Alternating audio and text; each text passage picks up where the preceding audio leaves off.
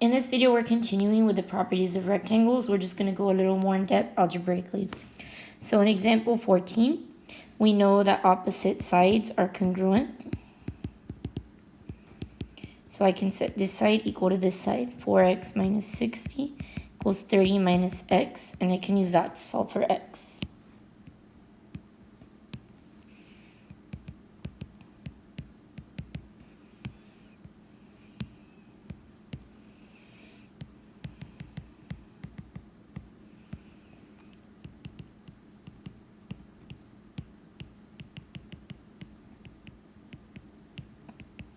So for x, I get 18 as my answer.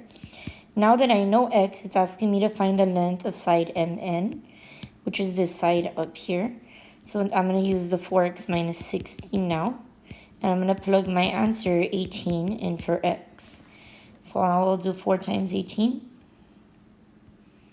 which is 72. And I'll subtract 60, which gives me 12. In example 15, we're going to solve for x. So they say MO is 4x minus 60. That's this diagonal here. And MC is x plus 5. MC is actually half of that diagonal. So, since MC is half of MO, we would want to multiply it by 2 to make it equal. So MO is 4x minus 60. But MC was half of that. It was x plus 5.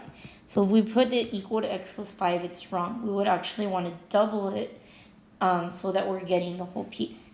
So I'm actually going to double MC. So now I can distribute.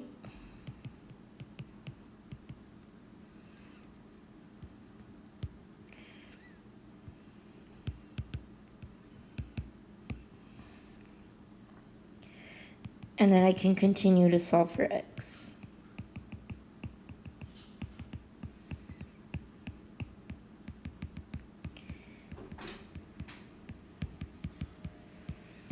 So x is equal to 32.5. Now they want us to find the measure of MO. So I'm going to take my answer for x and I'm going to plug it into MO. So I have 4x minus 60 and I'm going to plug in the 32.5. So we'll do 4 times 32.5, which is 130. And if I subtract 60 from that, I get 70 as the length of MO. In this next picture, we have two angles. We know that these two angles are going to form a right angle. So that means they add to 90. So we can write 4x plus 5 plus 5x minus 14 equals 90, and I can start to make it smaller. So 4x plus 5x is 9x, and 5 minus 14 is negative 9. So now I can continue to solve for x.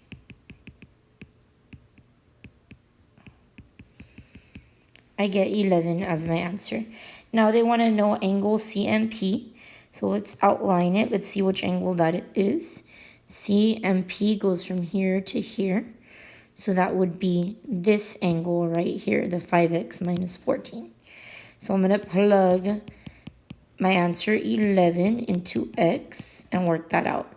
So I get 55 minus 14, which is equal to 41. So that angle is equal to 41 degrees, the 5x minus 14.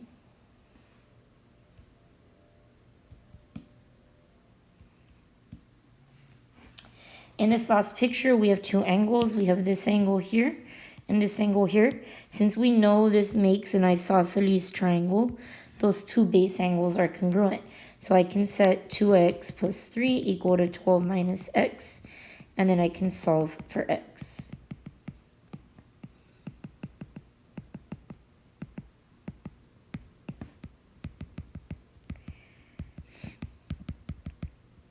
So for x, I get 3. Now they want to know the measure of NP. Sorry, I just realized that those were not the angles.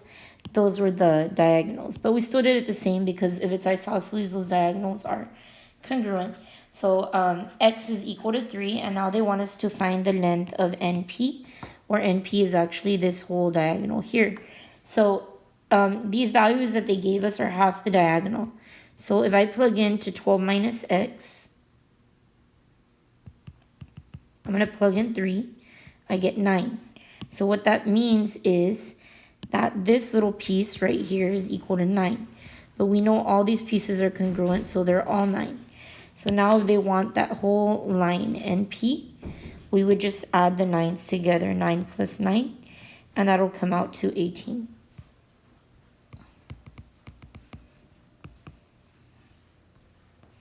So here we're just using the properties that we learned and algebra to help solve for different parts of the rectangles. Again here, what we learned on example 16, we know that the angle here adds to 90. On angle 17, we know that all these parts of the diagonals are congruent.